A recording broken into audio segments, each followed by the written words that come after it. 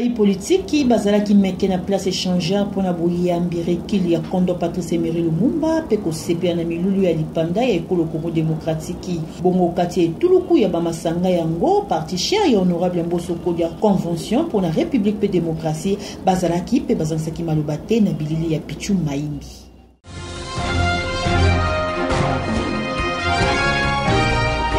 Likofi Mbosso, Christian Kadisa, Moko, Yaba fédéral, ya convention pour la République et démocratie CRD na Mokuse, a mobilisaki bilenge, ba papa, ba maman ya komina ye, Moko lui le 30 juin.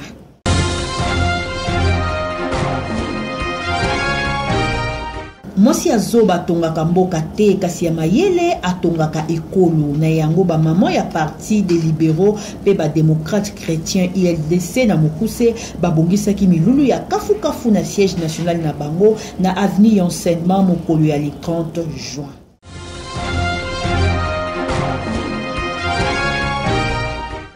Tanga rubrique na biso tokoyeba yo na misala na yo chef magazine azalaki na komini ya Ngiringiri wapi atinaki motuna oyo bugumestre ya komini ya Ngiringiri kombo na ye nani.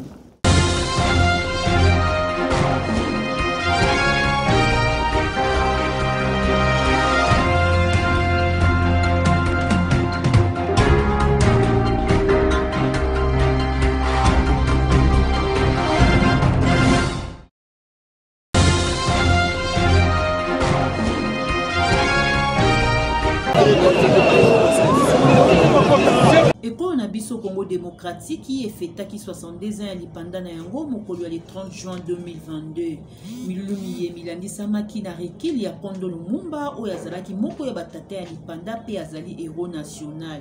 Omboka ya Belgique bipa ye utaki pe ya bamaki posolo leki na ngumba Kinshasa pe tambolaki bisika banso alekaki pona kopesa ye lokumu oyo bongi na ye pe kobetele ye maboko na mosala ya malunga salaki place échangère etongisamaki na bakambi ebele kobanda na ye moko motango ya yambo son excellence Félix Antoine Tshisekedi tata ekolo pe bakambi basusu bongo masanga ya bayi politiki mazalaki meke kasi bandeko ya lisanga ya bayi politiki convention pour la république pe démocratie CRD na Mokuse bango pe bazalaki pe bazangisaki malobate na bilili ya Pichu Maimbi. La cérémonie les allez vraiment très solennelle pour la Mana Congo parce que c'est grâce à Emery Lumumba, Patrice et l'autre Congo ils ont indépendance. Alors les autres pour honorer parce qu'il a milité quand même pour ce pays et par rapport à sa décision qu'il avait prise et voilà aujourd'hui les Congolais sont indépendants et les autres bon, normalement la jeunesse doit retenir par rapport après 70 ans de l'indépendance, ça veut dire que nous devons prendre les choses en main parce que nous devons changer l'histoire de ce pays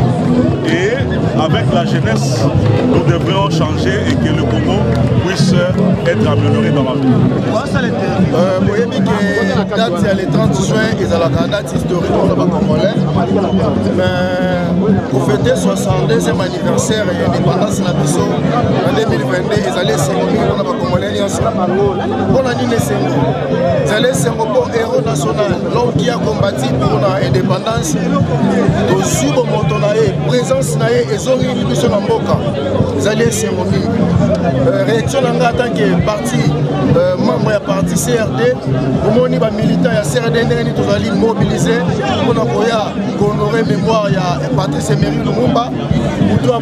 pour l'indépendance de la Bisso. Tanga rubrique na biso tokoyeba yo na misala na yo chef magazine azalaki na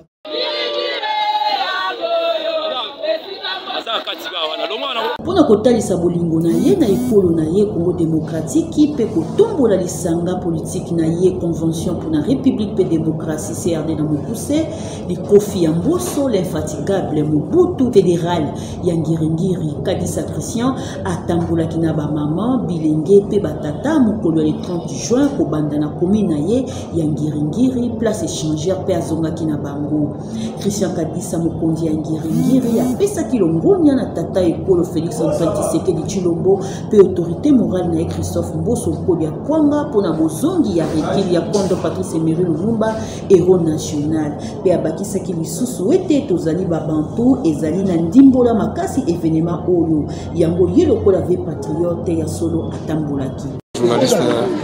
les informations plein de joie quand ça monte la fédération. On a mis bali tout ça mais sous ce papa la mission Félix Antoine Tshisekedi merci Belé na kwa ça pour la c'est bien Lumumba zali moko ya premier ministre na biso linda funguli nzela linda funguli la ba premier ministre koto ba ndeko Sama Lukonde za grâce na ye osepeli kondo na biso Lumumba azongi na kati ya mabele ya bakoko na ye kaye bibliothèque vivant. J'espère que bobi age papa na biso ya kwanga bandaka politique anda osala ba plein oyo combien de ministères oyo sali bazaka na posa na etilelo yango ngai pe aussi angiringi batika na posa na ngai ndenge les patriotes azala. Patriotisme et nationalisme monisa makana misala Christian Kadisa Ngiringiri eyebi yo na misala na yo.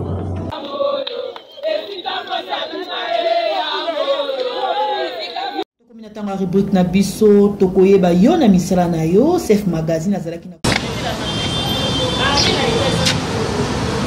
Maman Nefertiti Mouchia Tibanda, cadre à parti des libéraux, Péba démocrate chrétien ILDC na Mokuse,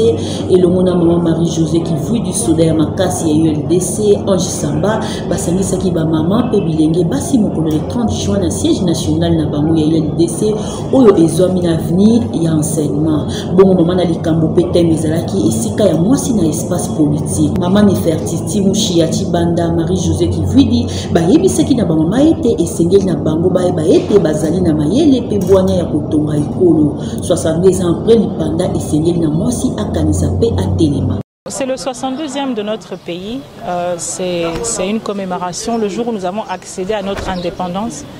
Donc nous sommes toujours dans l'anticipation de cette journée où nous pouvons refléter, n'est-ce pas, non seulement sous les souffrances de nos aïeux, mais nous devons aussi de passer en revue l'état du pays. Nous sommes indépendants, oui, mais est-ce que économiquement nous sommes indépendants? C'est une journée de réflexion. C'est pour ça que nous sommes là avec les mamans. Nous sommes venus réfléchir sur le rôle de la femme congolaise dans l'espace politique de la RDC, 62 ans après son indépendance, mais également 16 ans après notre entrée dans la nouvelle République, la troisième République. Sanctionnant notre nouvelle constitution qui intègre au sein de la constitution la parité. Au jour d'aujourd'hui, il est important pour les femmes de la RDC qui sont majoritaires qu'elles puissent véritablement réfléchir sur le rôle qu'elles ont à jouer, non seulement sur le développement du pays, mais sur la place qu'elles devraient occuper au sein des différentes institutions. Bon, ce qui est dommage, c'est qu'on dit que la femme ne construit pas le pays, alors que la femme, c'est celle qui fait naître d'abord les participants au développement de ce pays. Qu'est-ce qu'on peut retenir 62 ans, c'est qu'il y a encore beaucoup de parcours à faire pour la femme. Nous sommes aujourd'hui majoritaires au pays. Nous devons d'encourager nos jeunes filles d'aller à l'école pour augmenter leurs compétences et véritablement participer pour qu'il y ait un changement effectif dans le développement de notre pays. Il y a du chemin à faire. Il faut absolument que les femmes prennent conscience que la raison pour laquelle les femmes ne se retrouvent pas dans les institutions ou dans les lieux décisionnels, c'est parce que la femme doit aussi accompagner les autres femmes qui sont candidates. Bon, réaction à la Isengo parce que toyaki lelo awa pour la fêter 62e année na biso ya indépendance, mais biso ba mama ya ILDC et longo na makana FTT toyaki awa pour la kabola makanisi eza journée ya réflexion pour la biso tosali 62 ans ya indépendance eloko nini esamélioré na kati ya mboka na biso. Est-ce que toza indépendant na domaine nyonso, toza indépendant na makambo ya finance ya mboka na biso, toza indépendant na makambo nyonso ya mboka na biso. Yango lelo tosanganaki awa na bamama mpona toyeba na kokabola makanisi wana epuis koyeba na kotala bisika nini mwasi aza na politique ya mboka na biso, parce que basi baza ebele me na politique na biso pourcentage ya basi eza moke. Elo nini esengeli tokeli tosala mpo basi implike mpe na kati ya politike mingi tolobeli eloko baloba mingi te bamama batonga mboka te eza eloko moko eza malamu te mpona biso ifo tolongola yango mama atonga mboka mpo mama nde apesaka bomoi mama nde abokolaka mama nde apesaka mayele avant tokota na baparlema tozwi nano éducation ya mama c'est que mwasi akoki kotomboka mwasi akoki kokamba mboka mwasi akoki kozala président de la république boyekolosi mwasi ezali boyekolosi mokili mobimba basi bilenge ekolo kongo ya LDC abengi bino ntango rubrique na biso tokoyeba yo na misala na yo Chef Magazine azalaki na ngingi komene na oyebi ete namona eka mokolo tata moko akufaki wana kasi tata moko uteke yeba ete papa kwe wana akufi après bapolisi bayaki leka jipe telemi nango bapolisi batelemi na kufi oh gomesi esukuli kaka bon misala salaka ya sala misala omona ta misala bongo mutu akufaki